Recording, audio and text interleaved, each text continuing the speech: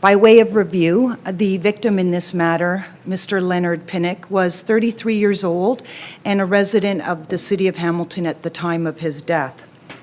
Although Mr. Pinnock resided in Hamilton, on Friday, April the 21st, 2017, he attended the area of Bowie Avenue and Dufferin Street in the city of Toronto for a legitimate purpose. He was simply giving a friend a ride to the area as a favor. Our investigative team has learned that Leonard was in the area for quite some time before he was fatally shot. He was seated in the front driver's seat of the car and was dressed all in red at the time of the incident. Our video canvas was extensive and exhaustive. Images of 2 offenders were obtained as a result, and a still of those images are presented here today.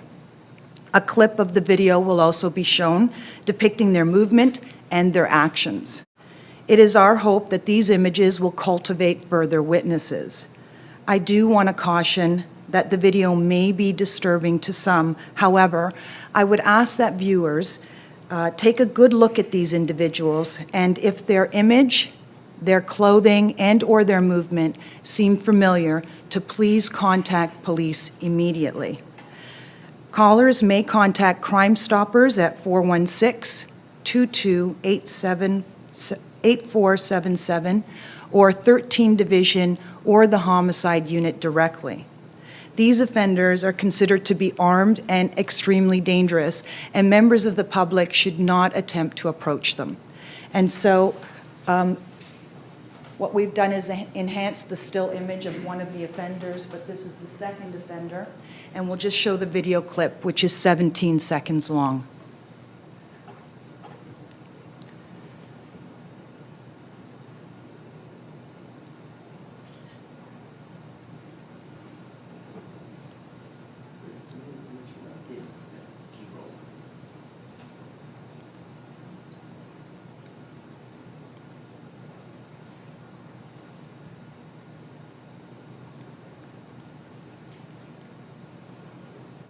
Yes, okay, so you see the 2 offenders approaching. This is Bowie Avenue, or Bowie Avenue, it's B-O-W-I-E.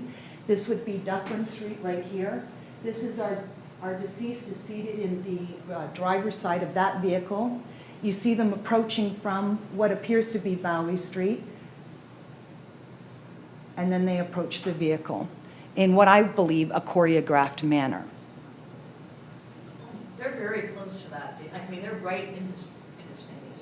Well, yes, they're very close. They literally walk right up to the glass. Yes. Just explain to us what they do as far as approaching that vehicle. Well, I think the video speaks for itself. I don't want to tell people what I see. I would like people to tell me what they see. I want the community to look at this because, in my opinion, if I were in this individual's circle of family, friends, associate, I would say that I would be able to recognize him.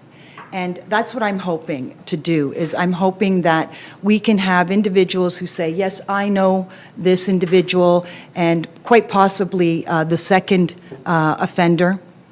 I'm hoping for names. I'm hoping to cultivate people to come forward and say, this is what I know. I do want to mention, though, that the clothing that they're wearing, the color may be manipulated by a nighttime vision camera.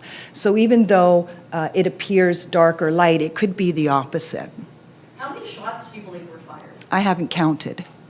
But both of them are armed. Both are discharging their handguns. And that's what I see.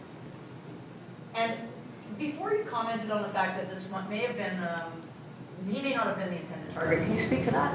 Well, I say that he's not from the area, Mr. Pinnock. He's not from the area. He traveled to this location as a favor to a friend. Although he was in the area for a very long time, the windows on this vehicle aren't tinted. He would be visible to anyone that was passing by. I don't know. There is nothing to suggest in Mr. Pinnock's background a reason for any motive. So what about the fact that he was wearing red? Could that be a possible reason for him to be shot? Maybe he's in someone else's turf and they think that he's These are questions that our investigative team are attempting to answer, and, you know, we're not opposed to looking at possibilities. I say that he was dressed all in red because he was so visible, and the windows weren't tinted, and perhaps somebody walked by and saw, you know, him sitting there, and I don't know, maybe it would you know, trigger a thought or a memory in somebody that had previous contact with him. But I can say, and you can see this, that this is seemingly unprovoked. There is no exchange, there is no contact between the offenders and Mr. Pinnock at any time that I see. Is this area of the city, do we know that there's a gang war in this area? I mean, have you had prior shootings that may be related to, you know, to gang activity? Yeah, I think that the major crime at 13 Division could speak to that issue a little bit more in depth than I can.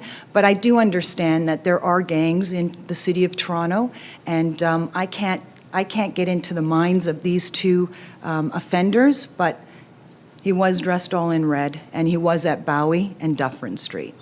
So potentially they associated him with a gang that has a red gang. Again, I can't confirm or deny. I can't confirm or deny that. Detective, with cases like this, it's always difficult to get members of the public to come out and, if they do know something, to say something. What is it that you're urging, and anything you see that might spark a memory of something that you know or see? No, this immediate community were, in my opinion, extremely cooperative with investigators and police. But the people that I'm trying to reach are the inner circle of these two offenders, their immediate friends and family. They know who these two individuals are, and I'm asking them to call police, to call investigators, give us their names. I want these two individuals exposed. I want them identified. So do you believe that he was mistakenly targeted? I mean, What I believe at this point, we're not going down a narrow path here. We're very open to any possible motive or reason why this could happen. I can tell you that until we identify, locate, and arrest these two individuals, that a lot of questions may still be unanswered with regards to motive. Any further questions? Okay, thank you.